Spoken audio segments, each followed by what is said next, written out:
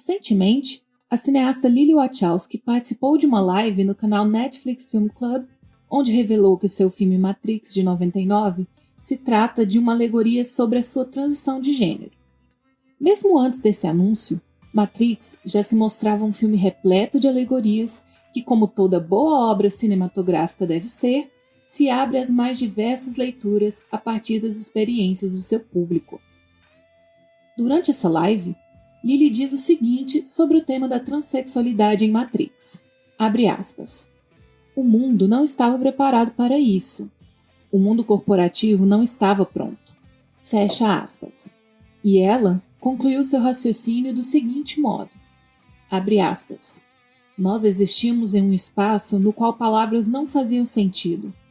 Então, sempre vivemos em um mundo de imaginação. Por isso, nos aproximamos da ficção científica e da fantasia. Sempre gostamos de criar os novos mundos. Isso também nos libertou como cineastas. Fecha aspas. Essa frase final, nos libertou como cineastas, diz mais sobre toda a carreira e obra de Lana e Lily Wachowski do que somente sobre Matrix.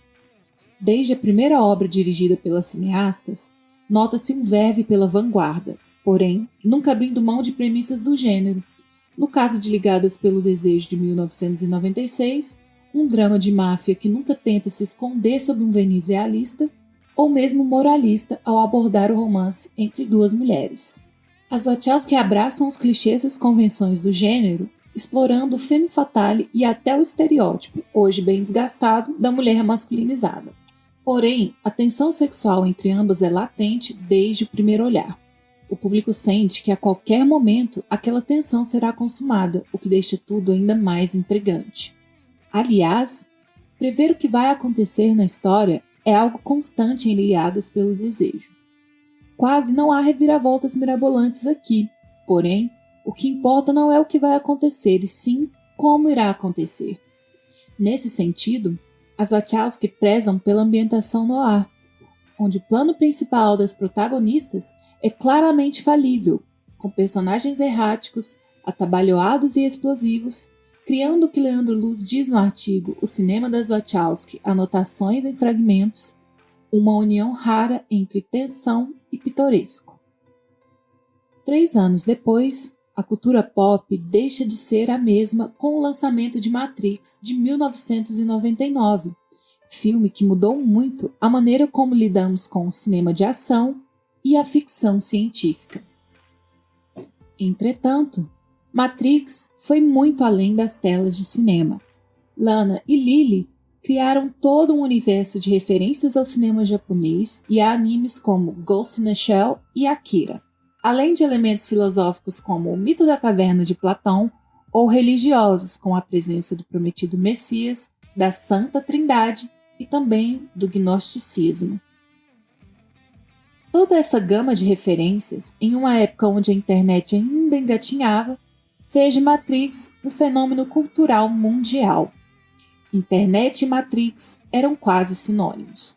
Ao passo que a internet ia se popularizando, junto com ela vinha Matrix e suas referências. Toda a estética cyberpunk de Matrix moldou o cinema de ação por muito tempo. A técnica do bullet time, que já foi analisada aqui no canal no vídeo sobre slow motion, é um exemplo disso. A moda também se beneficiou de Matrix. O uso do sobretudo preto, as peças de couro, os óculos escuros e o coturno. Toda essa estética, antes pertencente ao underground, ascendeu e conquistou o mainstream, passando a ser vista não apenas na cultura pop e nas diversas paródias ao filme, mas também no cotidiano das pessoas. Porém, já estamos há uns 2 minutos falando de Matrix e ainda não saímos de sua superfície, e isso reforça o que Lily diz sobre o filme na já citada entrevista à Netflix. O mundo não estava preparado para discutir Matrix. Em outra entrevista agora concedida ao site Omelete, Lily diz que, abre aspas, Matrix nasceu de muita raiva e muita fúria, e essa raiva é do capitalismo, da estrutura corporativa e das formas de opressão, fecha aspas. Então, ela completa com as seguintes palavras, abre aspas, a raiva fervendo dentro de mim era sobre minha própria opressão, que eu estava me forçando a permanecer no armário. Esqueçamos por um instante tudo o que Matrix representa para a cultura pop. Tiremos ele desse altar de filme pop que mudou o cinema e a moda. Desconstruamos essa imagem de filme filosófico e religioso e deixemos de lado toda a iconoclastia que definiu o filme de um século. O que sobra de Matrix é a essência de suas realizadoras. Neo não aceita o nome que lhe é imposto. Switch tem gêneros diferentes em cada mundo. O Oráculo, contra todas as expectativas, é uma mulher negra. Resgatando um trecho da entrevista mencionada no início, elas criaram seu próprio mundo. Um mundo onde elas pudessem ser livres. Talvez o final do filme, com Neo voando ao som de Wake Up, do Rage Against the Machine, possa ganhar outros significados. Acorde, acorde, acorde, acorde. Quanto tempo? Não muito, porque você colhe o que planta.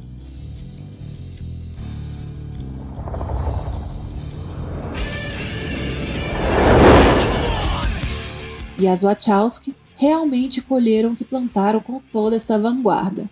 Mas infelizmente, de novo, o mundo não estava preparado para isso. E em 2008 elas lançam Speed Racer, uma adaptação homônima do famoso anime japonês. O que mais impressiona em Speed Racer é a maturidade com que elas lidam com a história infantil de enredo bobo, sem nunca torná-la vazia.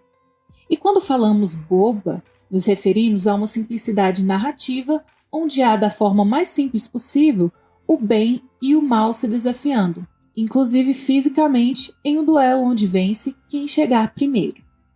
As críticas às grandes corporações e a busca pela erosão do capitalismo estando dentro do capitalismo está explícita na história e sem muita invencionice narrativa.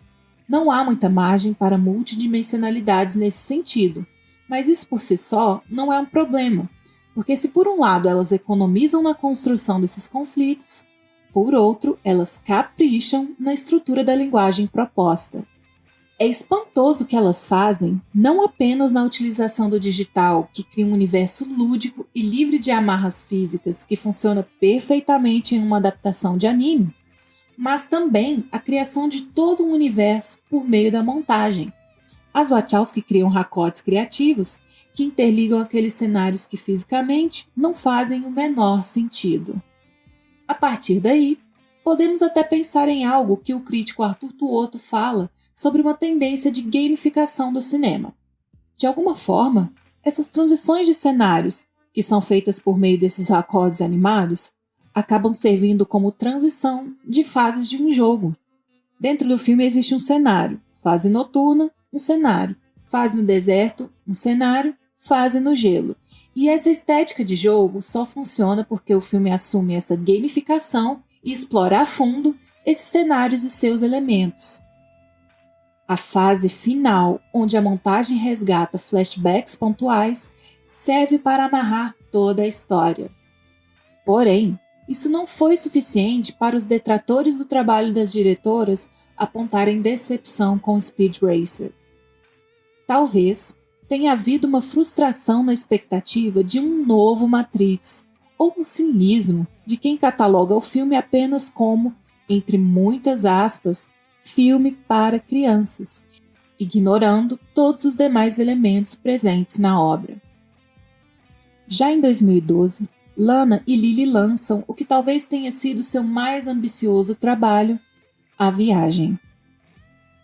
O filme, que conta com diversas histórias interligadas e que perpassam centenas de anos, foi todo filmado com 2 unidades de filmagens paralelas, uma sob o comando de Tom Tykwer e a outra sob a direção de Lily e Lana Wachowski, não compartilhando nenhum membro da equipe. Isso faz de A Viagem o filme essencialmente de conexões. Assim como as equipes de filmagem buscavam uma conexão e unidade através daquelas histórias, Lana e Lily quiseram criar um universo onde as pessoas pudessem se conectar através de diversos elementos, que vai do esoterismo à filosofia, da política às artes. O uso, por muitos problemático, de atores interpretando etnias diferentes da sua é um elemento que reforça essa unidade, onde todos estão conectados. Observar personagens brancos interpretando sul-coreanos com uma esquisita maquiagem pode causar estranheza, mas faz parte da proposta conectiva e reencarnatória do filme. Porém, a viagem não é só sobre maquiagens e sim sobre o que aqueles personagens maquiados representam. As diretoras assumem o risco em um movimento de vanguarda e apostam na montagem de Lucinda Saison e Alexander Berner, que conseguem criar conexões entre as histórias com apenas alguns elementos, como um livro que perpassa séculos, uma música chamada Cloud Atlas ou uma deidade que representa liberdade, que outrora fora uma vítima de opressão de grandes corporações. Apesar de bem recebido em alguns festivais, como o Festival Internacional de Cinema de Toronto, a recepção do público não foi das melhores, e novamente as Wachowski foram duramente criticadas, agora com o agravante de Lana pela primeira vez ter vindo a público falar sobre sua transição, o que para muitos era uma implicância, virou transfobia. Apenas 3 anos depois, elas lançam seu até então último longa-metragem, O Destino de Júpiter. Repetindo o que fizeram em Speed Racer, aqui as Wachowski criam uma aventura onde temos um escolhido, no caso uma escolhida, e uma corporação é a grande vilã da história. O enredo simples e fantasioso funciona porque a aventura se aporta na ambientação e na habilidade das Wachowski em criar universos ricos, esteticamente interessantes e funcionais. Nesse sentido, o filme até explora pouco as possibilidades daquele universo e sua burocracia. A escolha da Mila Kunis, que parece inapta ao papel, no sentido de que ela está sempre meio deslocada, nunca levando muito a sério o fato dela ser a herdeira do planeta Terra, pode parecer um erro de casting, mas é interessante pensarmos como as Wachowski não querem compromisso com a realidade daquele mundo. Todo aquele universo é inverossímil, assim como também é a relação entre uma simples garota que limpa banheiro e um lobo albino que tem propulsores nos pés. O que as Wachowski querem é abraçar a fantasia, o sci-fi, gênero, sem as amarras do realismo. E talvez seja isso o que faz com que as pessoas enxerguem seu cinema com um certo cinismo, algo que já discutimos aqui no episódio sobre Shyamalan. Falar das Wachowski é falar de cinema de vanguarda, cinema de personalidade, de resiliência, porque mesmo apanhando demais durante tantos anos, elas seguem criando universos ricos e cheios de referências a tudo o que consumimos: cinema, música, quadrinhos, animes, esportes e moda. O cinema das Wachowski não se esconde atrás do verniz do realismo. Não sei se o mundo já está pronto para discutir os temas que as Wachowski trazem em seus filmes, mas se você está aqui até agora, alguns passos certamente já foram dados. Lana e Lily Wachowski foram temas do episódio 34 do Plano Sequência Podcast, onde debatemos filmografias de grandes cineastas. Se você deseja se aprofundar no trabalho dessas resilientes diretoras, acesse o link que deixaremos aqui na descrição. Materiais complementares também estarão na descrição. Ficamos por aqui e nos vemos no próximo episódio.